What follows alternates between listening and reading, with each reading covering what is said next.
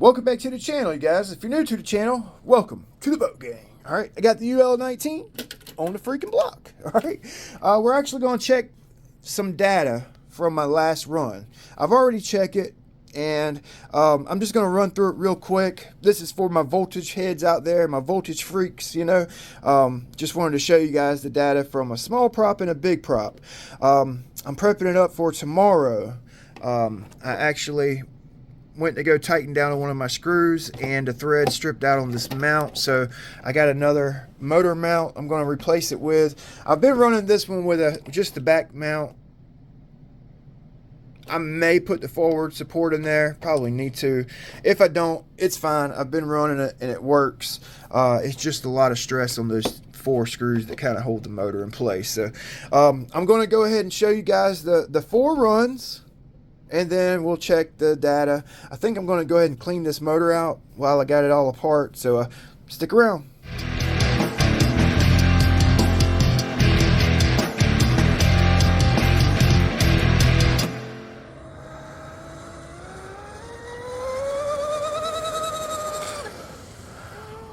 That was nice. Read 94.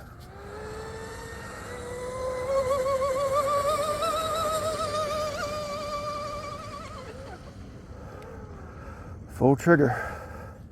Man, that was 97.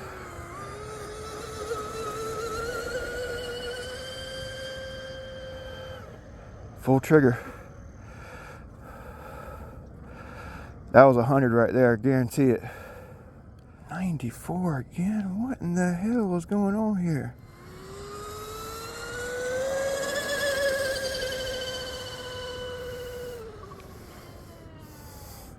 Beautiful pass. 98. Come on, baby. Come on, baby. Little bonus for my voltage freaks out there. All right. So I run 2 different props today. The first prop was a smaller prop. It's the same prop I got 99 miles per hour with the last outing. Okay. We pulled in the neighborhood of 300 amps with that small prop. We got 94 and an unofficial 97. 99 previous run with the small prop, so we're pulling around 300 amps with that prop, 290, and then with the big prop, the big boy prop I put on that run, I was like, that's got to be 100. That's 100 mile an hour. I know it is. We pulled the highest, which was 448 amps. It's a big boy prop. And I think if I would have put that prop on sooner with maybe a heated up, warmed up LIPO, first couple runs with this prop on, we would have probably busted 100. So I'm going to do that next time. Warm my LIPOs and put the big prop on first. So the last run, which was the 98 mile per hour run, we got just under 449. It was, let's see, probably around 435 amps in that neighborhood.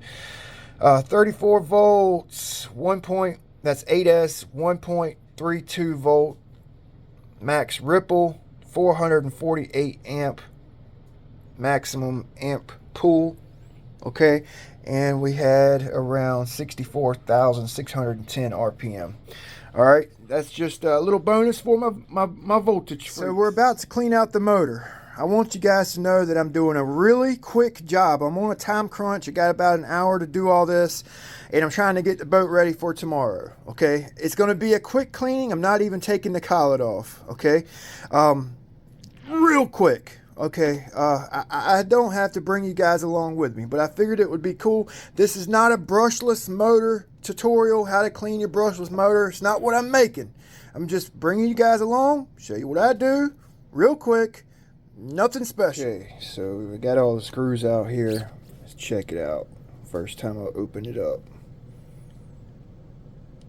A little bit of rust on it.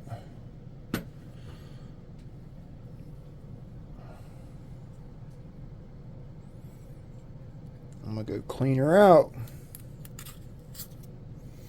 Yeah, she needs to be cleaned up.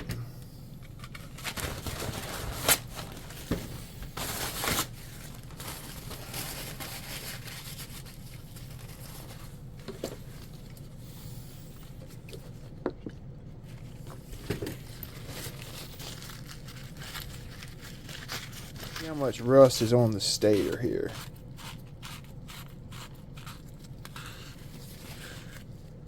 Yeah. Yep. Running in brackish water, boy.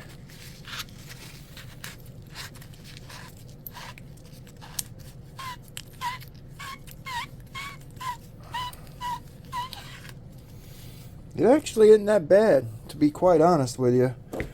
It's not that freaking bad. Let's see if this rotor will clean up a little bit. Clean motor's a fast motor. Yep, that looks a little bit better. Alright, I'm gonna go clean this out. So I'm cleaning out my bullets on my ESC. That tarnish, and it's not just me and running in brackish water. You get tarnish on your bullets, fresh water, salt water, any water, you know, it'll tarnish your bullets. So I usually just kind of clean them up with a paper towel with maybe a little bit of alcohol. Yeah, look how dirty that is. So you're really not making a good contact, a good connection with all that tarnish, you know. Now look at them. They look better. This ESC's about, well, I got this ESC right when they come out. This is the oldest one I have, so it's got a lot of run time. It's been sunk in salt water a couple times, not even gonna lie. Fresh water a couple times. Look at that. Yep, that right there will increase the internal resistance in your wire connection, you know, and cause heat, and like not a good current transfer, you know. Like, yeah, it'll create heat, but you also you're getting less power down, so to speak, you know. So just take that 10 minutes and clean it and treat it with dielectric grease. I don't think I ever treated this one with dielectric grease.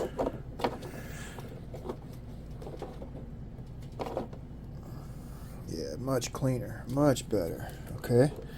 You also want to do these guys. These are harder to get to, but you can get to them. Get creative, you know. Get creative and get in there. And yeah, look at that. See all that dirt and grime? You know? I'm trying for speed, so I want as much power as I can get through my wires and connectors, you know. And this isn't just for saltwater boats, brackish water boats. It's for all boats. Alright, looks cleaner. I'm just doing a quick cleaning. I didn't even take the end bell off, just cleaning it out real quick. Nothing professional. Kind of a half-assed job. Take it how you want to. Go ahead, leave me the comments. I don't even care. Go ahead, give it to me. Oh, you didn't do this, you didn't do that, don't use that, blah, blah, blah. I've been doing this for years and it works, man. Should have probably took that bearing out, but I don't even care. I'll lube it up when I'm done.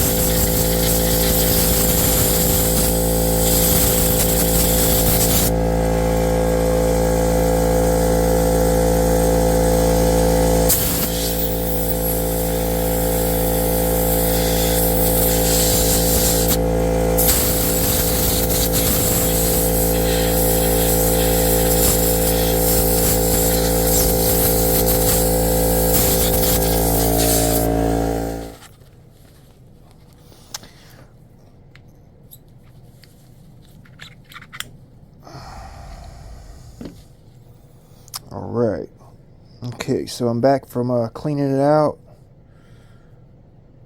Got a couple of dark colored wraps in there, but she didn't get hot. I mean, whenever I checked my temperature after all those runs, it was 130 degrees on the motor, you know. I cooled it down after each run immediately, turning that big prop, man. I'm sure she got warm at one point or another. So I'm actually, I got some WD-40 here. WD-40 is a cleaner. I don't recommend cleaning your brushless motor with WD-40, but I use it on my stators. It gets the rust off for one, and I think it kind of prevents rust from forming in the future, you know. I don't really it's not saturated. If you'll see, this towel is light. It's very light with WD-40, you know. So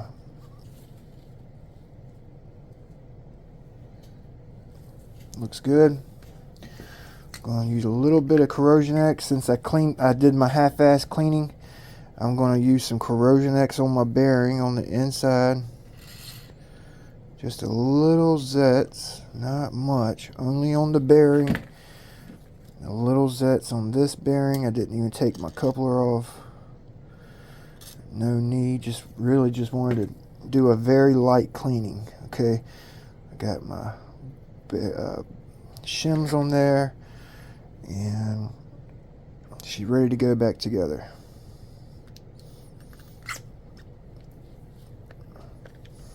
Okay, so she sits in the boat like this. So get my screws set up right on the motor can. Boom, boom, boom. Okay, and I'm gonna go ahead and get them back on there. All right, so I took the Leopard motor out, my Delta Force Vortex 34. Remember, I had burnt this. Well, I didn't burn the motor up. The motor's fine. Just wanted the wires let loose. The copper was frayed real bad, and it just broke off. So I actually have another one of these on the way. This is a good motor. I'm gonna put it into my Vortex. And if anybody's still watching that wraps motors, could you leave me a link in the description for the correct wire to rewrap a motor? I want to rewrap this motor. Everything about it's good except for that one wire. So it's something I've always wanted to learn, and I don't care how hard it is. I want to learn. Please leave a link to the very best wire to wrap this 4092-1730. Okay, I want to keep it the same kV and or change it and make it a little bit higher. So I don't want, maybe it's the right wire. It needs to be the right wire. Okay, so I took the jacket off that motor and I put it on this guy here. So we're not going to be able to run the forward support, which is fine. I'm going to put a little piece of foam up under there just to kind of keep it in place. It ain't no big deal. I've been running it for like, what, 4 months? Without the forward support, it's going to be fine. Chill out. Take a chill pill. It'll be fine. Okay, so I'm going to go ahead and get it in the boat. I might as well let you go because I'm in a hurry. I got to go. So I'm probably going to finish this up when I get home. We'll see you next time. Hopefully next time you guys see it, we'll be in the Hundo Club with this boat. Thanks for watching. So I'm back from my errand. Okay, I'm back. And I had put my receiver back in because I had used it in another boat. And my ESC JST from the Corrosion X. That's what happens. Try to keep the Corrosion X off your wires. I'm telling you, somebody had the gall to say, I disagree with you about the Corrosion X. I soak my motors in Corrosion X. I soak all of my ESCs in Corrosion X. And I've never had that happen to my wires.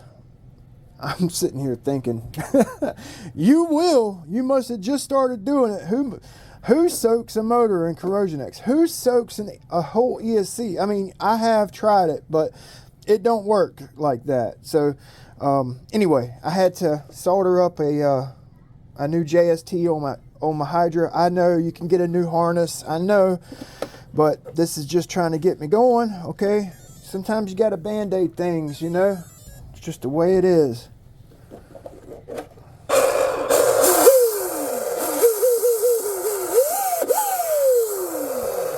Sounds good, sounds good. So I had mentioned earlier that I wanted to heat my batteries up the next outing because it's starting to get cool. Okay, so I figured I would show you guys how I do it. Okay, so what you do, you need to find a sock that does not have a hole in it, which in my wardrobe it took me about 5 minutes to find one that didn't have a damn hole in it. So what you want to do is get you a sock, get you some rice. It don't matter. I'm just using this cheap stuff. This is what my wife let me use. I also stole the good rice, so don't tell her. Okay, so you just put rice in an old sock, a glove, whatever, and you microwave it. You microwave it, okay, and you heat it up to about 90 degrees, and you put the sock with the rice in a LIPO bag, you know, or whatever you use to transport your LIPOs, and it'll warm them up. They have LIPO warmers, but as you guys can see, I'm a cheap ass. I redneck shit. You know, I'm from the South, man. Hell, if I could have duct taped that together, I would have. Shit, fire and save the damn matches. Oh, the damage is done.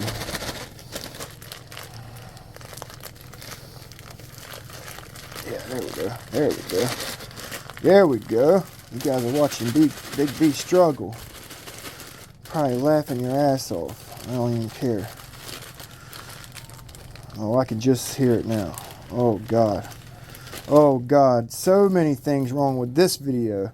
Okay, you do that, and then you zip tie it, and then you micro-manucular wave that bad boy for a few minutes, you know, check it.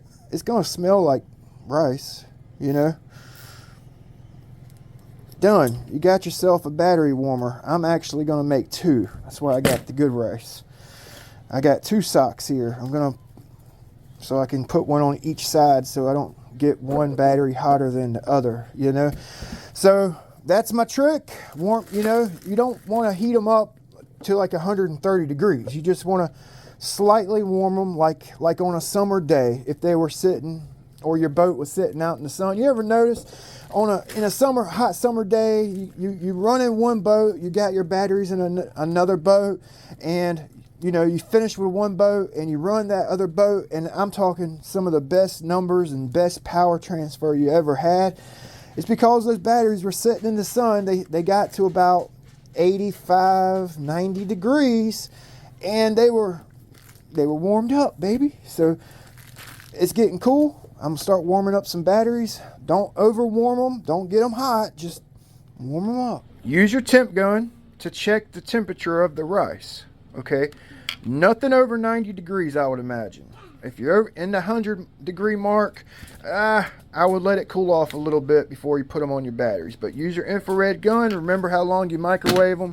For the next time, I actually recommend, you know, putting them on top of your batteries, in between your batteries, and every now and then kind of moving them around, you know, so you're not just warming up one side, you get the whole pack.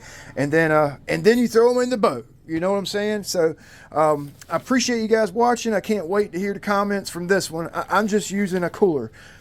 My battery bag, it let loose, wore out. So just for the time being, I'm going to put them in the cooler. It's nice and insulated.